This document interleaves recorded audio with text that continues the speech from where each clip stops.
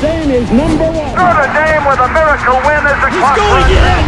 Notre Dame has scored. We're looking, 22 years ago, maybe?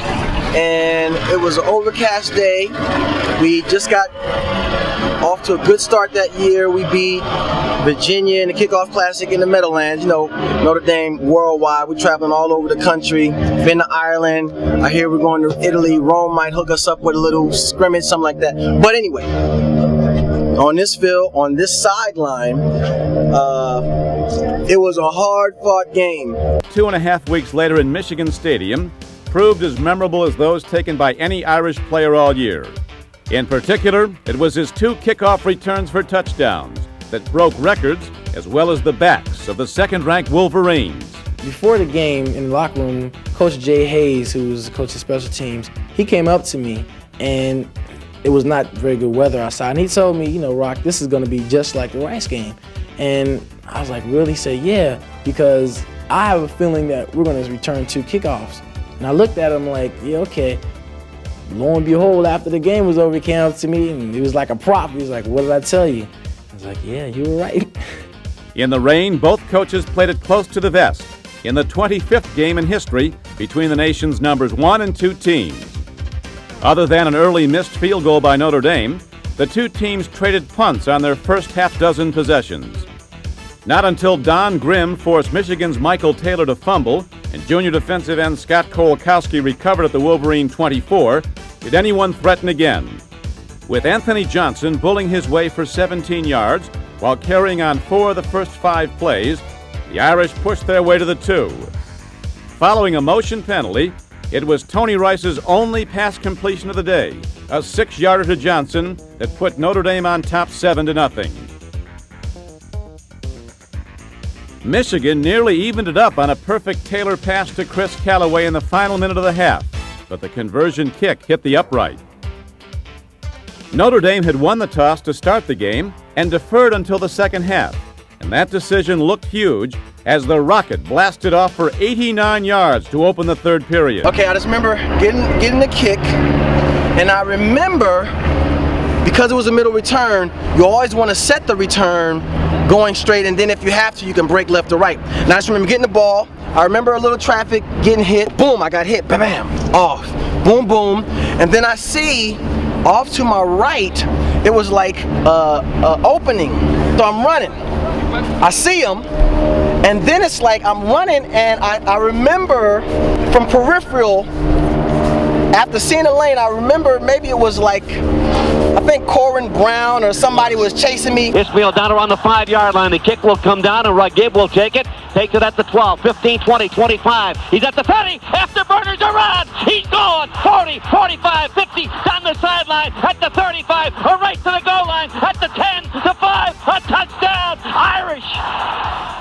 The game took another swing on the following series when senior linebacker Ned Bolkar, who finished with 19 tackles, collided with Taylor on a 3rd down attempt. That sent Taylor to the sidelines and brought on redshirt freshman Elvis Gerback, a highly regarded passer who had never played a down in a Michigan uniform.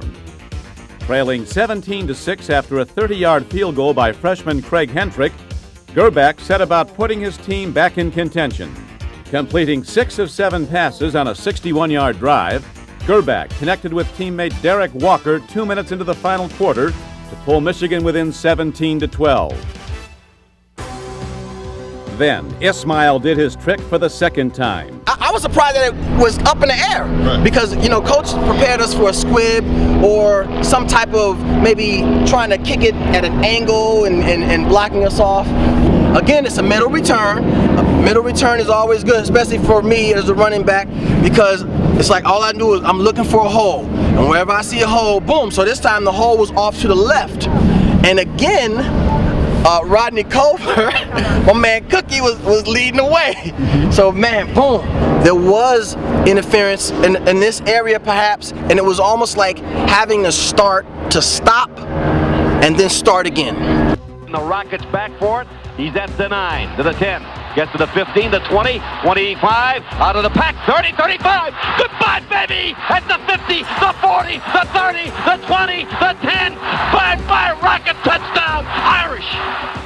It was the first time any player had returned even one kickoff for a touchdown against a Michigan team in 32 years. And it effectively squashed what momentum Michigan had built up. This time, after Rodney ran over the kicker, now it was like the convoy, and he was so happy. And he was from Detroit, so Detroit is just up the road. So it was like, it was amazing. It was just so, and we were all, our sophomore year, we were making a contribution to the team. Everybody's really just excited. We were happy. Gerbach came back 2 series later to throw another touchdown pass to make it 24-19 with 4 minutes left. But the Irish recovered the onside kick and then got a critical 4th down conversion run by Anthony Johnson to let the Irish run out the clock. Johnson led the Irish with 80 rushing yards as Notre Dame rolled up a 213-94-yard advantage in that category, despite the Wolverines' gargantuan offensive line. It was a satisfying victory for the Irish, who became the first team to defeat a Bo Schembechler-coached Michigan team 3 straight years. And it came against a Wolverine team that won its next 10 games and claimed a 2nd straight Big Ten title. When I was younger and we were at Notre Dame, we knew all eyes were going to be on us when we played Michigan, when we played USC, when we played Miami, when we played Tennessee. We knew all eyes were going to be on us. And we used to call these Sports Illustrated games because we knew that if we did well in these games, the likelihood of us not only being in the magazine but being on the cover was huge.